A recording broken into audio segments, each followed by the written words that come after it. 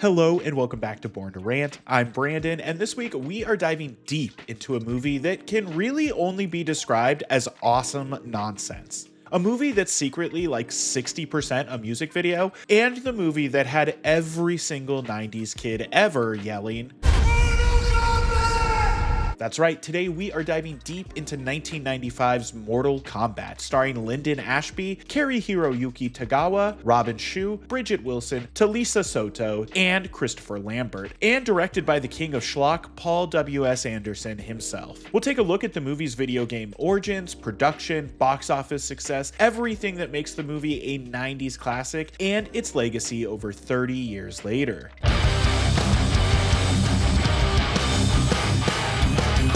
So I was born in 1990, which means that I had to be obsessed with it from afar for a year or two until my mom finally caved and let me watch it. And when she did, I was blown away. I was convinced this was hands down the best movie ever made because come on. Like, is this movie kind of a mess? Absolutely. But does it also feature people doing martial arts set to techno for like 60% of its runtime? Also yes. So that means we can forgive the fact that the story is a little messy and the performances are a little stiff. Because when you have a movie where this happens,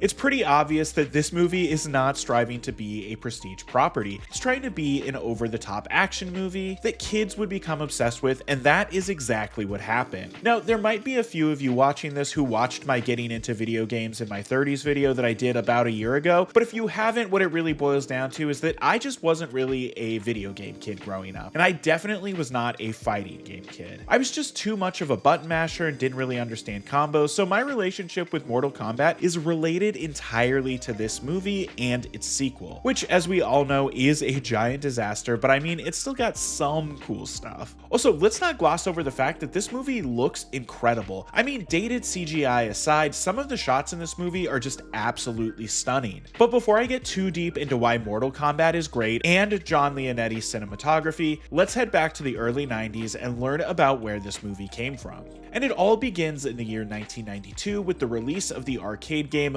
Mortal Kombat, which was an instant phenomenon, having sold more than 3 million units by the time the second game was preparing to launch in 1993. And this is when the idea of making a Mortal Kombat movie really started to come into focus. Enter producer Lawrence Kasanoff, who had been working with Midway to develop the T2 arcade game, and while he was in their offices one day, they showed him their new game, Mortal Kombat, and immediately Kasanoff saw the potential for it to become a major film and TV franchise. Something that the head of Midway Games actually completely disagreed with, but Kasanoff was tenacious enough that he finally secured a limited license to produce a Mortal Kombat movie. And Kasanoff immediately took the project over to New Line and hired Kevin Droney to tackle the script, and he hammered out a draft pretty quickly. But when Bob Shea from New Line saw the initial draft, he apparently stormed into Kasanoff's office, threw the script down on the desk, and started yelling about how much he hated it and the idea of making this movie in general. But he ended his tirade with, "But go ahead and make it," and then gave them a budget of $20 million.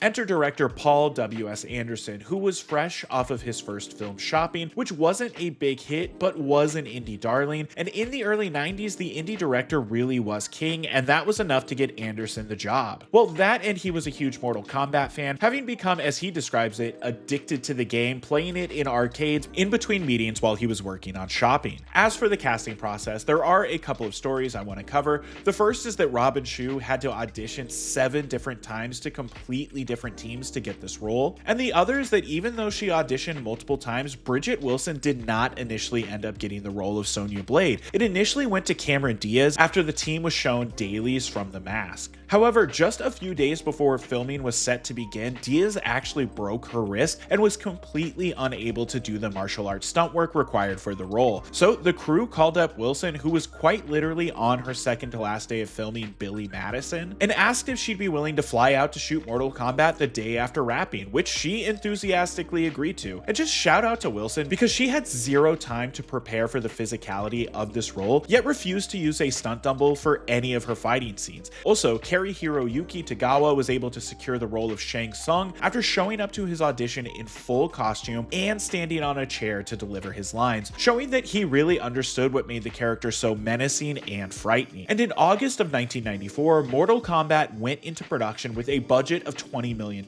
and filming would be split between Los Angeles and Thailand. Actually, Mortal Kombat was the first major movie to ever film at these temples in Thailand, and I mean, the beauty of these locations speaks for itself. As for behind the scenes stories, there's actually a lot of good ones, so I'm gonna try and get through them really quickly. Apparently, because Anderson wasn't happy with the final script, he told the team to ad-lib their dialogue whenever they felt like it was needed, which is how we get some of the best lines in the movie, like, "Those were $500 sunglasses, asshole." And apparently Droney absolutely hated this, even introducing Ashby to his wife at the rap party as, quote, "the asshole who ruined my script." There's also the fact that Anderson had never really shot a proper fight sequence before. So when he set up to shoot his first one, he actually shot the entire fight in a wide shot master like 3 times, and then Rob and Shou had to come and explain to him that when shooting fight scenes like this, you typically only use a few seconds of the wide shot and instead focus on tight close-ups, so the impact of the individual hits is felt even more. The production also could not afford to fly Christopher Lambert out to Thailand, so the plan was to just use a stunt double for those shots, but Lambert was really invested in the movie and this character, so he flew himself out to Thailand, paid for his own hotel room, and he even paid for the movie's rap party. And we cannot forget about the giant animatronic that was created by Tom Woodruff and Alec Gillis from Amalgamated Dynamics to bring Goro to life, and by all accounts, Goro was the biggest problem on set, requiring upwards of 16 different puppeteers to operate, but the puppet would also break down all the time to the point that even in the behind the scenes documentary, you can see the cast and crew all making fun of Goro for being a giant diva, which is just kind of fun.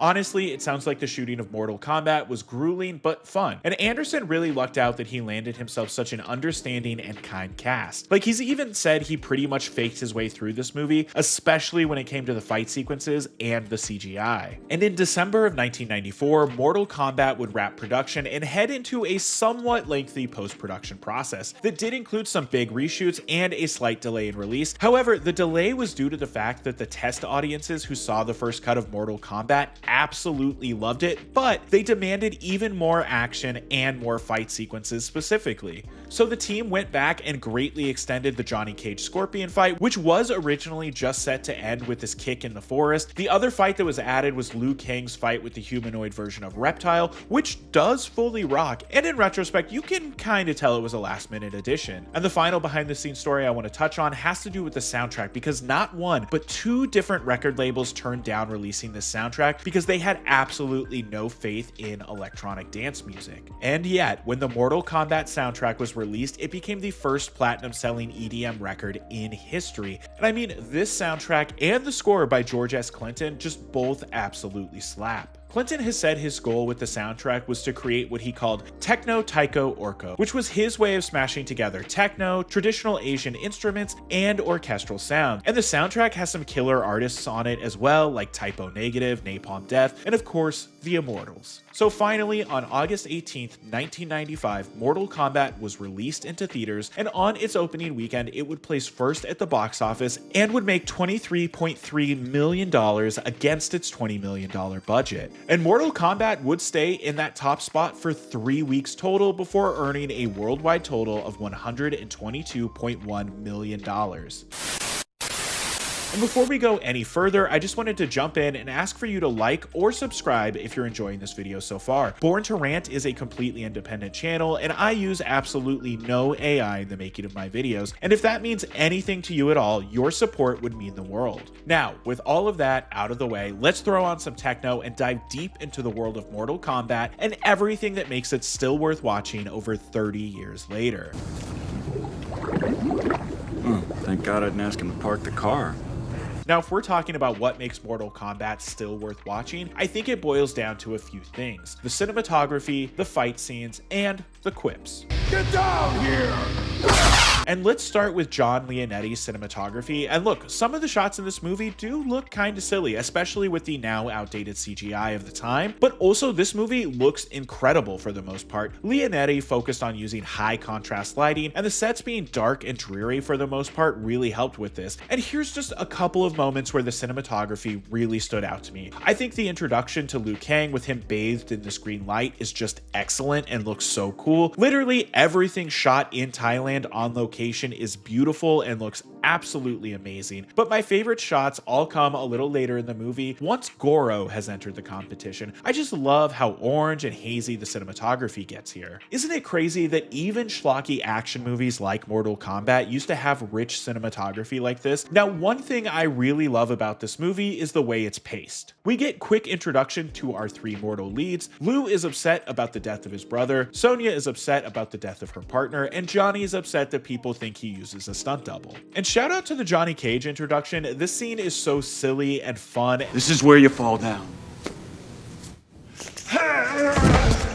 And I love the faux Spielberg cameo. This was actually supposed to be Spielberg, but the scheduling just didn't quite work out. Anyway, the opening of this movie is just awesome nonsense. It's so fast-paced and designed to really keep your attention as much as possible. But I love that even though we do get a couple of quick fight scenes leading up to the beginning of the competition, once the competition starts at the 40-minute mark, we get about 20 minutes of fight scenes in a row. And I love how each one ramps up from the one before. Like the first fight with Liu and this unnamed goon is fine enough, but kind of boring. Then it's Sonya's fight against Kano, which is pretty fun. I especially love their final little interaction here. Oh, give me a break. Okay. Then it's Johnny's fight with Scorpion, which again was originally just supposed to be the section in the forest, and I truly think this might be my favorite fight scene in the entire movie. I absolutely love the symmetry of the forest, and shout out to Mortal Kombat co-creator Ed Boon, who does the voice of Scorpion. Get over here! And once they leave the forest and enter Scorpion's realm, it's even cooler. Like, this really is such a cool set, and it's crazy that they built this for a reshoot. Truly, production designer Jonathan A. Carlson and his team absolutely went wild for these sets and props. There's then two Liu Kang fights back to back, and I don't really have much to say about his fight with Kitana. It's kind of boring, and really the only purpose it serves is so she can give vague hints to Liu about his upcoming fight with Sub-Zero. And I love the way she just kind of lurks in the corner while the Sub-Zero fight is going on. And okay, let's talk about Sub-Zero just really quick. I mean, he's hands down the most recognizable character from this franchise, right? He's got such a cool costume, and his power is dope as hell too. I already told you guys my experience with Mortal Kombat stems primarily from this movie, but I was definitely Sub-Zero for Halloween like 3 times as a kid. And after the Sub-Zero fight, we get a little break, a little exposition. Goro gets introduced to the competition, and I love his very stompy theme. And these two guys who keep looking at each other and screaming his name. Now, Goro quickly kills Johnny's buddy he had a couple of scenes with earlier in the movie, so that's what inspires Johnny to finally challenge Goro. And I mean that the Johnny Cage Goro fight might be the best one in the entire movie. Well, if you're looking at it from a little boy perspective anyway. Because the fight starts with Goro breaking Johnny's sunglasses, then Johnny punches him in the balls, and then we get this fun little chase before it ends with Johnny giving what I would consider to be the best line of the movie.